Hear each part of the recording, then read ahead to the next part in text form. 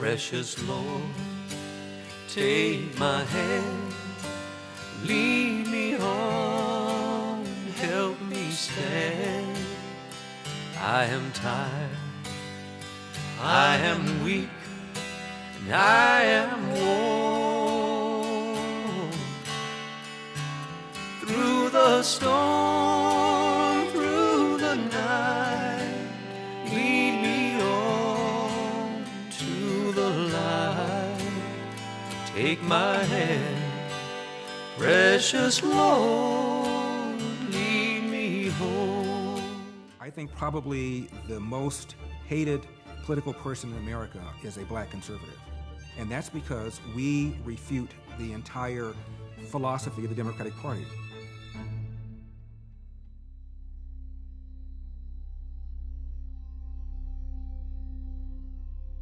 I think the fact that a black person can start in government housing and go on to be one of the most successful brain surgeons ever to exist, that's somebody you should emulate. That's someone you should idolize. That's someone you should put on a pedestal.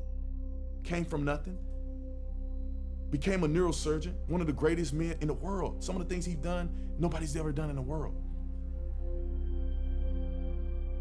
He was the first person to perform surgery on conjoined twins at the brain. No one wanted to do that, and he did that as a black man. I don't think of myself as a surgeon. Just a guy people pay to stab their brain until they're healthy. Quick backstory on Dr. Ben for those who don't know. He's a former brain surgeon and Republican presidential candidate who our celebrity-in-chief, Donald J. Trump, nominated as his HUD secretary in 2017, despite him having zero relevant experience. Now, Ben Carson is a very intelligent person. To ignore that and say, like, oh, well, he's a doctor. He has no business in government. Really? So we can't even have people who are smart enough to be doctors in the government now? Like, who do you want to be in the government then? Just because Dr. Ben Carson is a well-educated neurosurgeon who doesn't speak fluent nigga doesn't mean he's acting white. Okay, so I don't agree with calling people Oreos, but I can see why you would call Dr. Ben Carson one. Ben Carson, do you pass the black test? You know, I grew up in Detroit and I grew up in Boston. In Boston, you know, we lived in the ghetto. Excuse me, you grew up in a what? A ghetto? A ghetto? That sounds like a French person saying cat in Spanish. What is that? What kind of black person says ghetto? Mother, I'm straight out of Compton. This kind of crap goes on all the time. They're trying to say he is not black enough. I was at a Popeyes organization and then I deposited basketballs at the Urban Athletic Complex. Thereafter, I rounded out the night by making it precipitate at a ladies' clothing removal facility. We want to shun him. He's a sellout. He's a coon. We want to remove his name off of schools. The Detroit School Board now considering stripping the name of HUD Secretary Dr. Ben Carson off of a local school over his ties, yes, to the president. I've cringed when I've seen the way people like Ben Carson get treated by the media. For example, when Carson first became HUD secretary, he gave a speech where he likened slaves to immigrants. A land of dreams and opportunity. There were other immigrants who came here in the bottom of slave ships, worked even longer, even harder for less. But they too had a dream. And he got fried, especially in the black media. Like, we actually came here on our own accord. Right. I bought a trip. Shackled, I bought a trip. Beat, shot, killed, on our way here to find a better life. How does he miss that no slave came to this country willingly? This is one of the most atrocious acts of historical revisionism that one might imagine. It wasn't always easy for new immigrants. Certainly it wasn't easy for those of African heritage who had not come here voluntarily, and yet in their own way were immigrants themselves. Obama said the very same thing at least 11 times. Nobody said anything.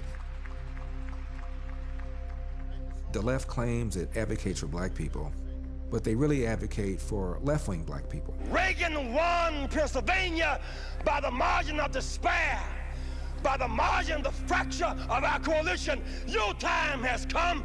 Pick up your slingshot. Pick up your rock. Declare our time has come. When I became old enough to vote, I registered as a Democrat because that's what the black people did. I suffered for it because I started to believe what the Democratic Party was saying. I believed it to their lie. Louis Farrakhan would come out here to LA and he would give talks at the Forum, and he talked about how bad the old blue-eyed devil was. We and white people are mortal enemies. They were not made to be our friends. They were made to be our enemies, and they are that, and they can't be nothing but that. They are locked into that. There ain't no redemption for them. That is why I challenge you now to stand together. I would listen to Jesse Jackson. Raise your fists together and engage in our national black litany. I would listen to them, and they were saying it's all white people's fault. And so I started to believe because no one else was opposing what they were saying. And for the first time in my life, I started to resent white people. I suffered for it. I finally got over it, but I suffered for it. When I turned 30-something, I started asking questions like, if the white man is holding me back because I'm black, why is it that they're not holding Jesse Jackson, his family back, the so-called NAACP and all them? Their kids went to the best schools, they have father and mothers in their homes, and they were doing very well. And so I wonder, why is it that they're not holding those people back if they're holding me back because I'm black, right? And that's when I realized I've been lied to, and everything started to change then. Jesse Jackson is a racist demagogue, and he's built a career on keeping black people down, keeping them angry, brainwashing them to control them for his own personal gain. And they have lost that power now. Speak your mind, Reverend. I grew up in Alabama on a plantation, and I grew up under the Jim Crow laws. They deliberately kept us down by causing us to become angry, destroying the family, and demoralizing black people. And so what we're trying to do is to wake them up to that reality. When I was growing up, I was just taught good and evil, right versus wrong. I had never even heard the word racism. We knew that it was a spiritual battle between right and wrong, good and evil. There was no such thing as racism, sexism, homophobism, Islamophobism, or deadbeat-dadism, or white supremacism. It didn't exist.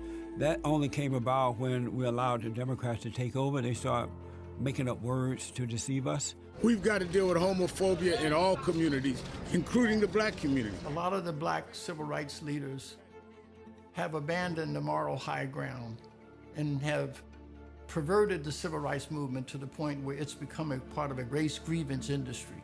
We're on the brink of undoing what Dr. King and others went to jail for. Blacks have been convinced that they're supposed to respect you if you have the title Reverend or Pastor, even if you're no good. You probably can't even remember a sermon from Al Sharpton. Reverend Al Sharpton. He's a reverend of what? In politics, the road to the White House took a detour through Harlem today. It is like a rite of passage for Democratic candidates as an outreach to the African-American community. Well, today, South Bend, Indiana Mayor Pete Buttigieg had lunch at Sylvia's with Reverend Al Sharpton. Barack Obama dined here in 2008. So did Bernie Sanders in 2016. I could tell the Negroes to go left, and they'll go left. How much are you willing to pay me to get the Negroes to do what I want them to do? They're the ones that receive the contributions to say, hey, let's keep these people subjugated. Let's keep them voting for us. And you do what is necessary.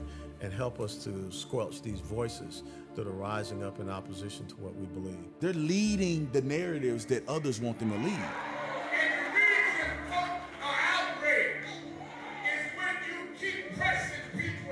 If we can get the black community to hate the police, then they'll keep breaking laws.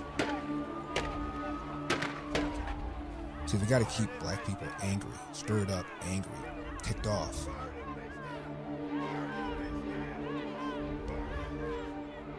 How else do you get 95% of people to pull the lever for a party whose views are absolutely inconsistent with the best interests of the country in general and the best interests of black people in particular. We still advocate nonviolence with passive resistance and still determined to use the weapon of love. We are still insisting emphatically that violence is self-defeating, that he who lives by the sword will perish by the sword. Martin Luther King was a pastor. He was a genuine pastor. That's why Martin Luther King can't be around. He can't live. He's too powerful. That anger building up in a community which causes people to riot and to tear things down and to burn things up, it goes to show that black people don't feel these days like we're building anything, that we're contributing to anything. When it comes to America, black people help build this country. When you look back at the history of black people here in America, once we were free from slavery, we were successful in ways, and we overcame things, and we did things far beyond our predecessors could have imagined, simply because we had that almost instinctively in us. As blacks emerged from slavery, a minute percentage could read or write, and yet in half a century, over half the black population was literate. An economic historian has called that one of the most remarkable things in history. So in the late 1800s, we had actually a not very well documented boon of African-American proliferation into the political space, into the entrepreneurial space. And we had real movers and shakers in our communities who were doing real things. Because at one time, blacks were Republicans, and you dominated those 7 years after the Civil War. You were Republicans. You had more blacks in the House and Senate than you do now, and you dominated your own economic and communities. You did that as Republicans. But then what happened was that Democrats realized they could still control us by enacting new laws to suppress our civil liberties. That brings us to the rise of Jim Crow. The Jim Crow era and Ruby Bridges going to school, that happened in the 1950s and 1960s, that general era. But we had Hiram Rhodes rebels and many other African Americans rise to positions of power in the political space in the late 1800s. So there's this gap of missing achievement that we have, and that is what the KKK, that is what the Jim Crow laws did to our community. You can't depend on a government school to teach you raw history. You're going to see people like even Frederick Douglass become less and less and less celebrated and less popular because he doesn't really fit the narrative. He was a Republican, very American. When they want to teach you somebody that was great in Black American history and they happen to be Republican, they don't tell you that element. And they also, and this is sort of one of the biggest myths that they tell you, that the party's completely switched. They have to say the party switched. They have to. Because they can't acknowledge that they are part of all of the worst things that have ever happened to black people in history. And if you know better and you know the parties didn't switch and you just look at today, they're still a part of every negative thing that have happened to black people in America. Let's just take one issue, and that's the issue we've talked about for a long time, and that's vouchers. They have to pass through metal detectors. They're faced by security guards looking for hidden weapons. They're watched over by armed police. You're required to send your kid to a school where only 3% of kids can do math at grade level because you have no option. Republicans want you to have an option. But Republicans, of course, are racist, so you can't vote for them, right? What a dilemma. Slave codes in the early 19th century made it illegal for Black Americans to learn to read. Why? Because if slaves could read, they could access information. I don't believe that much has changed. If the parties did switch and Democrats really are the party of, for, and by minorities, then why do they react so viciously when you introduce legislation that would help the minorities by giving them school choice? There's answers to all these questions, but you have to be the one to find them because no one else is going to tell you the inconvenient truth. The welfare state is slavery 2.0. The biggest falsehood, the biggest lie that gets repeated is that the kind of disorganization and chaos and violence and self-destruction that we're witnessing in the black community is somehow a legacy of slavery and Jim Crow. That is just a lie. Because if that were so, between 1930 and 1940, during the years of the Depression, when segregation and racism was enshrined in laws, when there was no black representation in government, even in the face of these horrible conditions, the black community had the highest marriage rate of any group in society. Our institutions served as an anchor for us. And so therefore, elderly people could walk in their neighborhood without fear of being assaulted by their grandchildren. Our business formation rate was high then. If we were able to accomplish the building of hospitals, dental schools, hotels, movie theaters, vaudeville theaters, if we were able to accomplish this and not engage in the kind of self-destruction. What's the proper way to murder nigga? You go walk down on him, grab him by his hood, and one to the head. I'm gonna hit you one time in the head, 2 times in the chest. 6 in the face. How can you explain that?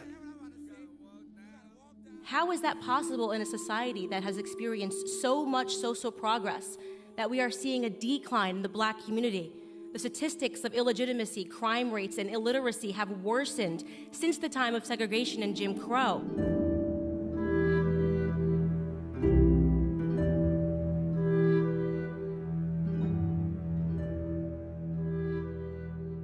Before the War on Poverty launched, 87% of blacks lived below the federally defined level of poverty in 1940. By 1960, that number had decreased to 47%. A 40-point drop in 20 years. That's probably the greatest economic prosperity period for blacks in the history of this country. And this all happened before affirmative action, before the so-called War on Poverty. Back then, it was commonplace to have both parents in the home. If you made a commitment and you married somebody and you had kids, you stayed with them. It wasn't just about your immediate family. It was also about your church family. In those days, black men were in control. The black woman respected the black man. Having a strong father showed me how to be a man. It also showed me how to treat a woman. When I was young, I remember going to open house and everybody's parents were there, everybody's.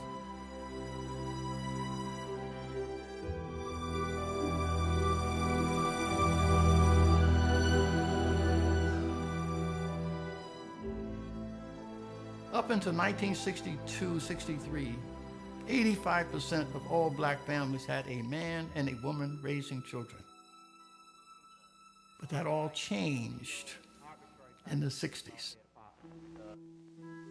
You estimate that the welfare pays, I guess, $6-7 billion a year in benefits. How much would you say is denied by these illegal practices? The architect of this destruction was Cloward and Pivons. American public welfare system is only expending half of what it should be expending if it were reaching all of the people who are eligible under existing statutes. So we think welfare costs should probably double. A couple renowned sociologists at the Columbia University School of Social Work. And their theory was, if we could separate work from income, it would make men redundant. And if we can just remove the stigma from welfare and entice more people to flood the welfare system, it will bankrupt cities and the country. The welfare rights movement and the lawyers are challenging man-in-the-house rules and other kinds of requirements which are restricting. This, I presume, would be additional people who could become eligible for additional money if these were challenged. Yes, that would raise the costs even more. to recruit people into the welfare system. We relaxed the rules. If a woman had to declare paternity in order to qualify for welfare, the ACLU sued and said this is a violation of our privacy rights. They also said that the nuclear family, Ozzie and Harriet, was Eurocentric and therefore racist. The women's movement concurred with that. The Black Power movement also agreed. Millions of blacks in a period of less than 4 years flooded into the welfare system in major cities. At a time when the unemployment rate for blacks in New York for males was less than 4%. If I could get me a job where I could be my own man, it make me think that they're feeling sorry for me. Give me this, give me what I need. This is like a pet, like a dog, you know, like give him, you have to be fed now. Give him some food. What you then saw as a consequence of separating work from income, the out-of-wedlock births in the black community began to skyrocket. Went from under 25% to 70%. It is a neutron bomb that was dropped on this country, and it really hurt families, especially the black family. During slavery, a black kid was more likely to be raised under a roof with his biological mother and biological father than today. The welfare state has done more to destroy and destabilize the black family than even slavery did. We allowed them to remove the fathers from our homes, removing the backbone of our families. I remember my dad used to be hard on us, making us fold clothes and washing dishes properly. And if we didn't, you know, we got a whooping. If we didn't do them right, or if we, you know, didn't do them when he told us to do them. And I didn't like him when he did that to us. My dad made me a responsible man by doing that. And it just really made me wonder, like, what if he wasn't there? I'm very blessed to be where I am today, and a lot of that has to do with the upbringing I had from my father, who was in the house, who made sure that we were in school, who made sure that we were clothed, that we had shelter, that we had food. That was my father. When I was growing up, fathers led, and you knew not to be fighting and carrying on because you had respect for the elderly, and you respect yourself because you represented your parents when you're out there. But that representation is no longer there because the man is not there. If you look at every major issue facing the black community today, it can be stemmed back to fatherlessness. You see black people joining gangs. They're joining the gang to simulate a family unit. Family unit could be solved with a father. Don't understand what it's like how to treat a woman, how to be respectful, how to earn a living the legal way. They didn't have a father in their home that taught them these things. And then that father didn't have a father in his home. So this generational fatherlessness is far more dangerous to the black community than institutional or generational racism. If there is a strong man in the household, people aren't eligible for these benefits. So you see how it kind of starts and it just grows and grows and grows. With the political left, this whole idea that government can bring people out of poverty and that government can fix all the problems, we know that government can't do that government can't raise a family. He was like, man, this y'all, you can have the piece. I said, that, I want the money in your car. DeQuandre Weaver was 14 years old when this video was shot. And this week, a judge sentenced him to serve 20 years in prison for a list of felonies. Because the left has promoted the welfare state, has encouraged women to marry the government, has allowed men to abandon their financial and moral responsibility, we have these problems. It is no wonder that you have the chaos. More blacks are killing other blacks in 1 year than the Klan killed in the 70 years.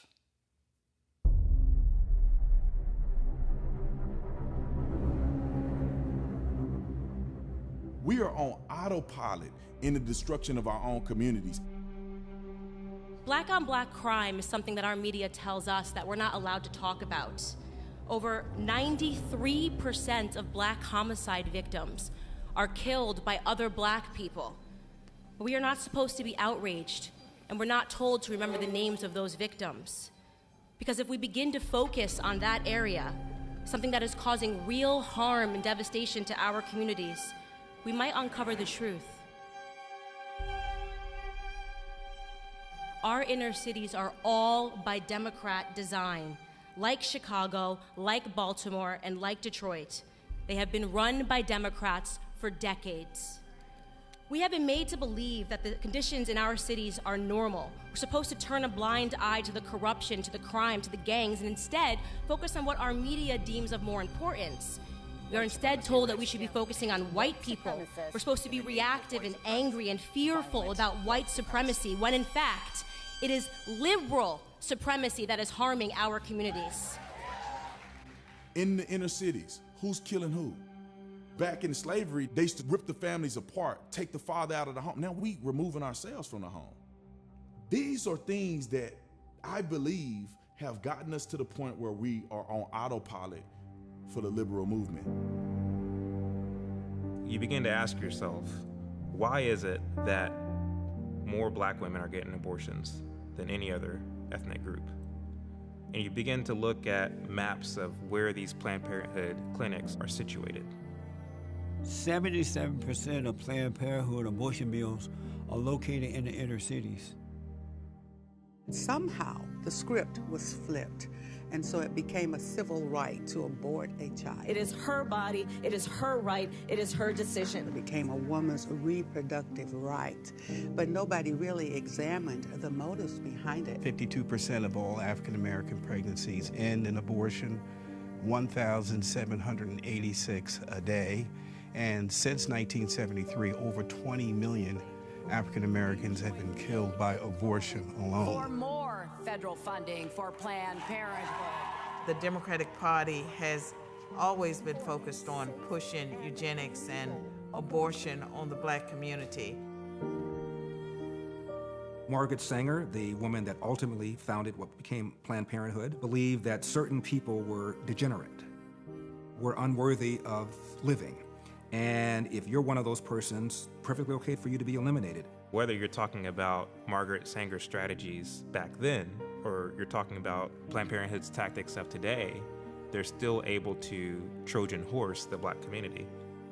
That is, to deliver this message of we're for women's health, we're for the black community. More than half of Planned Parenthood centers are located in areas without ready access to health care. Here you have the left wing embracing Planned Parenthood, embracing the pro-choice movement, completely oblivious to the fact that Margaret Sanger was not particularly fond of poor black people who, in her view, could not make it on their own. I think the greatest sin in the world is bringing children into the world that have disease from their parents, that have no chance in the world to be a human being, practically. Delinquents, prisoners, all sorts of things just marked when they're born. That, to me, is the greatest sin. I see black people argue that if a woman is poor, she shouldn't have a child. If that were the case, a lot of black people that I know who have done great things in life would never have been born, and I would have been one of them. The billboard's idea that abortion is genocide has made a comeback in some parts of the black community. Our population growth has stagnated. Fueling this is the growing number of Latinos who have fewer abortions. 60% of all new births in this country are Latino, and you have Democrats that are advocating for open borders. Ethnic minority than black Americans. Right now, the Democrat Party relies upon our vote, but they don't have to forever. Buenas noches, gracias de invitarnos. Gusto en verlo, caballero. Me llamo Julián Castro y estoy postulando. Necesitamos. La situación ahora es inaceptable. Black people in general are starting to get the sense that we are being traded for illegal immigrants. The caravan lurched forward, carrying babies, suitcases, and hope. They're importing a whole new victim class. They're going to do exactly to the illegals what they did to black America in the 60s. Get them addicted to government, get them addicted to handouts, and turn them into a permanent class of victim voters. They are willing to use people's genuine disadvantages, people's genuine struggles to get into power. And we're going to fight for fairness and justice for immigration. We're going to fight for DACA, and we're going to help this country to move that we have Maxine Waters and John Lewis and others in the Black Congressional Caucus who are fighting for DACA, for the dreamers of illegal aliens who've come to our nation, and they're not fighting for black children and the dreams that our kids and our teenagers have. They have set them aside and made DACA their priority. I submit to you, they are in pursuit of an agenda.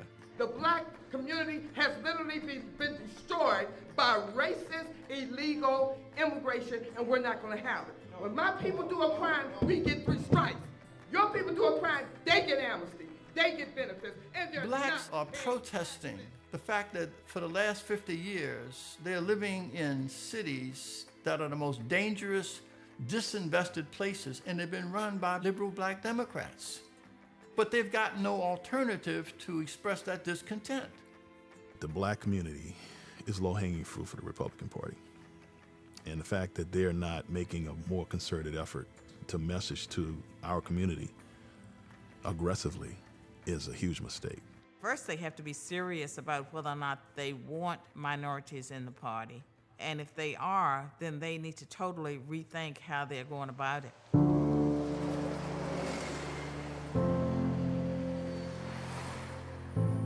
My experiences running as a mayoral candidate in a city that's predominantly Democrat, I've been criticized by Republican strategists for spending my time in minority communities. I placed my campaign office in a historically black community. I did that by choice. I have not found the kind of support that I expected from Republicans. I think that if you look at the Republican Party, I believe that if I were white, that I would notice that there were so few people of color, racial and ethnic minorities in my party, and I would support the ones that were sincere. I love America. I've lived the American dream, and I want to give hope to people who are disadvantaged, not just black people, but also white people who come from unfortunate circumstances. When I've gone to campaign and elections meetings, I hear the strategists say, don't waste your time in minority communities. You need to hunt where the ducks are. For years, the Democratic Party has assumed they were going to get 90-95% of the black vote, as did the Republican Party. They didn't even try. Republicans have convinced themselves that blacks are unalterably Democrats. There's nothing we can do about it. Let's husband our money and our energy and just spend it where we think we can get votes. The Republican Party ignores us because they believe a narrative that has been pushed out into the public square that the black community is a monolith. And so we're being ignored on both sides. The major conservative in the race, Carol Swain, was the last to concede tonight. We're not making the kind of investments in our minority allies. That's the fault of the Republican Party, is that they have just completely said, we can't connect with them, and they gave up. We have more in common with the Republican Party by far than anything Democrat, regardless of where your position is socioeconomically. Because the Democrats, they're not giving jobs. They don't care about jobs. So they don't want you to succeed. They don't want you to own anything. That's why they keep spoon-feeding you, putting you in projects, and then you keep giving you little, so now you're dependent. Being unapologetically capitalist is sort of the way to move forward. I want to be rich. I don't want to be poor. You want to be wealthy and successful. Well, we're the party that promotes values and policies that will make you wealthy and successful. Conservatives are really bad at marketing good ideas. They're horrible. The Republicans have been their own worst messengers. The problem with conservatives and what we don't do good enough is that we don't infiltrate ourselves into the culture. For too long, we've let the left run culture. Saturday Night Live, right? We're gonna make fun and people can understand humor. You're not going to be able to sell your ideas and your theories and your thoughts to the people if you're doing things in the same way that you have done them for the last 20, 30 years. Ladies and gentlemen, I am officially running for President of the United States, and we are going to make our country great again. Donald Trump is the first Republican that is unafraid. He's unafraid of the media. And you know it if you were honest reporters, which in many cases you're not. The progressive socialist left and all their tactics, all their antics. It's the next step in our investigation. They don't know what to do with him. If you look at his policies and how they benefited and continue to benefit this country, there's no denying the objective facts. But if you look at the man Donald Trump, the version of him as it is painted by the media, then it's easy to hate the man, to hate his guts. Painting a picture of him that he is incompetent, not capable, out of control, impetuous, all those things is what we get out of the media. But somehow, through the charisma of his personality and the force of his personality, has gotten through to some in our community. I see Trump as this window of opportunity for Black America to wake up, is because I think he's the most cultural president we've ever had.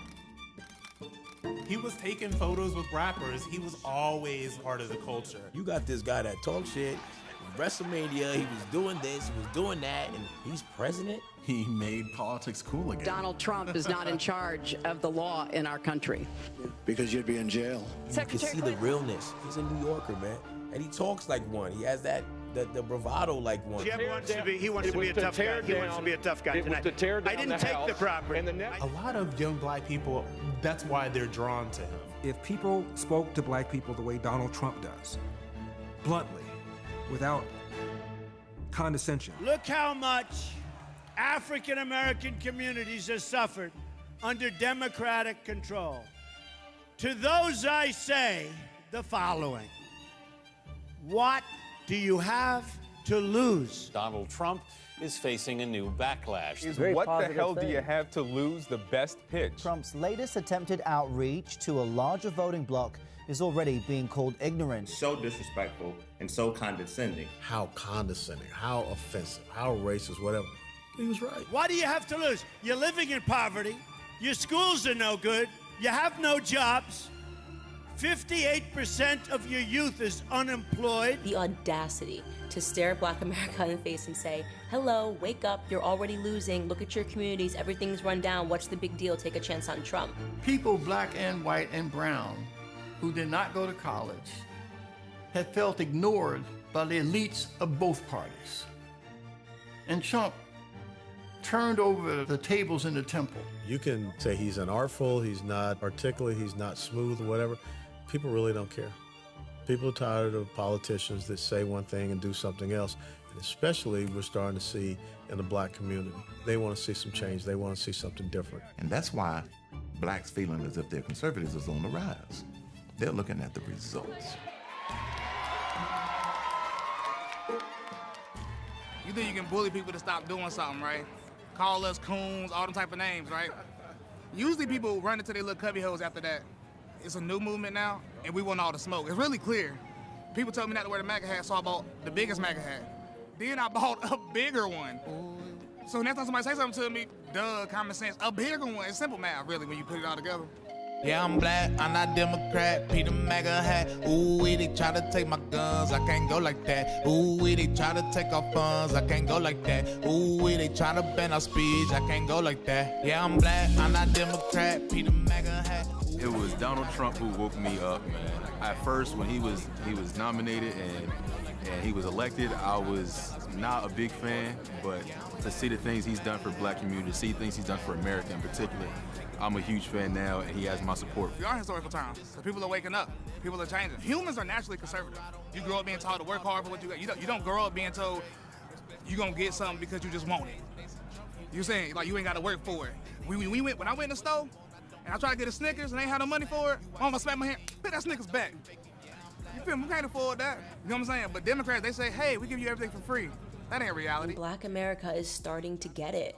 And that's why there is this sort of battle that's happening. I think right now, Black America is in the midst of an ideological civil war. Hype a crowd. Oh, it's bullshit. It's racism. It's Trump. Get on your feet. Fuck this. We gotta stand up. We gotta do our shit. We gotta do what we gotta do. Round of applause for Candace, That's please. a waste of time. You guys, this is so beautiful. Look at all of us. We made it all the way to the White House. This week, in 2 days, I'm going to the White House with 400 Black kids. And it's basically saying, you don't get to take away my Blackness because I don't agree with you, because I'm educated. Before, it was just a monolith. And there was no thought, it was just nodding, like zombies. Like, of course we have to support Barack Obama. The one reason that I thought that his candidacy would be positive, the one reason, was because when Senator Obama was interviewed by Steve Croft, I believe that was his first 60 Minutes interview, And Steve Croft said to Obama, You think the country's ready for a black president? Yes. You don't think it's going to hold you back? No. I think if I don't win this race, it will be because of other factors. It's going to be because I have not shown to the American people a vision for where the country needs to go that they can embrace. I said to myself, hallelujah, at least this is not your basic black victocrat. Well, he got elected. I cried. Tears came to my eyes during his inauguration. My fellow citizens, A black man being a president, like, this is finally, we have proven to the world and everybody else in the country that this is not a racist country. And I think that's what America really felt, that we had turned the corner. I could follow in the same steps now, finally, that there was no barrier that was preventing me as a black American from doing anything. Many people had high expectations that he was going to take us in a direction that was going to improve things. Obama, before he became president, gave a speech at a black church in Atlanta. And he said, the Moses generation, referring to the generation of Martin Luther King, has gotten us 90% of the way there, which I thought was pretty reasonable. He said, my generation, the Joshua generation, has to get us that remaining 10%. the Moses generation pointed the way. They took us 90% of the way there, but we still got that 10%. That was before Obama became president. I'm suspecting that now that he's president, that 10% probably got shaved into it just a little bit. Yet, when he was president, what did he say? What did he do? Slavery, Jim Crow, discrimination in almost every institution of our lives, that casts a long shadow. And that's still part of our DNA. That's passed on. We're not cured of it. Racism. We are not cured of it. Obama got a higher percentage of the white vote than John Kerry did. And here he is talking about racism is in our DNA. If I had a son, he would look like Trayvon. The Cambridge police acted stupidly. What he really did was add to the level of racial tension that we have in America today. He went out of his way to capitalize on this sort of like wokeness. There are very few African American men in this country who haven't had the experience of being followed when they were shopping in a department store. That includes me. He had Al Sharpton in his White House over 70 times. And every time you criticize President Obama based upon policy, you were called what? A racist. He played the race card, Obama did. This is a guy who knew better and could have, in my opinion, done a great deal to advance race relations in this country. We didn't turn any corner. And so now we are just at a point where we're at each other's throats. You called me a nigger. You called me. Yes, you did. He made things worse for America in terms of race, and there's not a single person that can say they remember America feeling like this. Constitution house nigga. I didn't call you a nigger. Oh, okay. That's a big difference. You're Uncle Tom. Oh, that's my Uncle Tom. Yeah. Before Obama, wasn't all this racist talk at all. I don't remember it. I don't remember at any point before Barack Obama ever feeling this much racial strife in this country. Obama was the most divisive president of our time. Especially in the African American community, I will consider it a personal insult, an insult to my legacy, if this community lets down its guard and fails to activate itself. I believe Obama is one of the most articulate presidents that we've had, charismatic presidents we've had. When you look at his educational background, he's probably one of the most intelligent. He knows better. I harbor a lot of resentment towards Barack Obama because now I see what he was. But I wouldn't take that moment back for a lot of reasons. And one of those reasons is that it did mean a lot. Now it's something that I point to show people. If America is a racist country, how did Barack Obama get into office for 2 terms? In barely half a century, you can go from a young African-American girl being escorted into the school by the National Guard to having the first person of color occupy the Oval Office. That's why all those people were in tears when Obama was elected president. Look at what we are. Look at how this is America. If there is anyone out there who still doubts that America is a place where all things are possible, who still wonders if the dream of our founders is alive in our time, who still questions the power of our democracy, Tonight is your answer.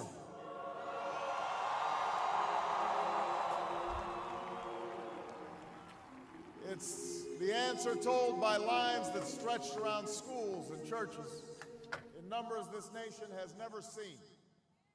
By people who wait. I didn't grow up thinking, one day I'm going to own my own business. I'm going to do my own thing. It seemed like something that surely I could never achieve that. That's something that you have to be really smart.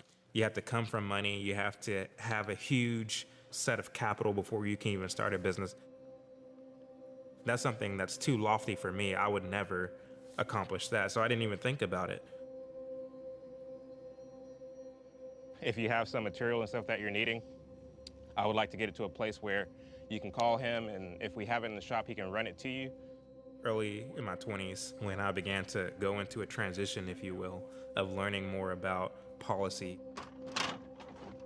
of learning more about the platforms and how they're so different from one another, I realized, well, no, this is something that is well within my grasp. This is something that is attainable. Being a business owner in America is one of the greatest privileges of being an American. I love being in this country where you can start anything, you can be anything, you can do anything. And it's not possible everywhere to do it that way. Oftentimes I get crazy messages from people who they can't believe I do this or whatever. But you don't know until you do it yourself. You don't really get it and understand it until you start doing it yourself. They're still thinking that it's a 4-inch supply coming into the building. In my heart of hearts, I do desire that people will kind of have the same kind of revelations that I've had, because to me, what it means to be a conservative is to realize that a lot of the dignity that you have is within yourself. Conservatism is the political philosophy that is pro-business, that is pro-growth, that is pro-minority, way more than any kind of liberal idea or policy can ever be. I want for people to understand that. I want for people to realize that. These are the sinks that you fixed last time. It starts with the individual. What you do in making yourself a better person will matriculate down to everybody else in the community, all the generations to come after you. The power is in your hands. Don't rely on wait for everybody else to do something. You have the power to change you. You have authority to change you. I will not pretend to be a victim in this country. I know that that makes many people on the left uncomfortable. I know people might not like me because they're from an era where race hustling is a business. But I say to people, I'm not here to be your friend. I'm not here to become the most well-liked black person in America. I'm here to be like an alarm clock. Your alarm clock goes off in the morning and you're pretty pissed at it. But eventually you get up and you do what you have to do. Many of the black kids who grow up in this country, they see mom and dad voting for Democrats. They don't question it. They just go and do it. But many of them have so much potential and so much worth that they can really do anything they wanted with their lives. So much creativity, it's so much vision. What's sad is that many of them are being lied to, and they're being put in situations where these limits are being put on them by themselves, by their family, by their schools, by the government, to where their minds are ever dependent on Democrat politicians, on Democrat policies. When in reality, you're bigger than a program, you're better than a program. You're capable of providing for yourself so much more than any government program can provide for you. My fear is that with black people in America, many of us haven't came to that realization, and I want for us to, because we can do so much better as a community when we come to that realization.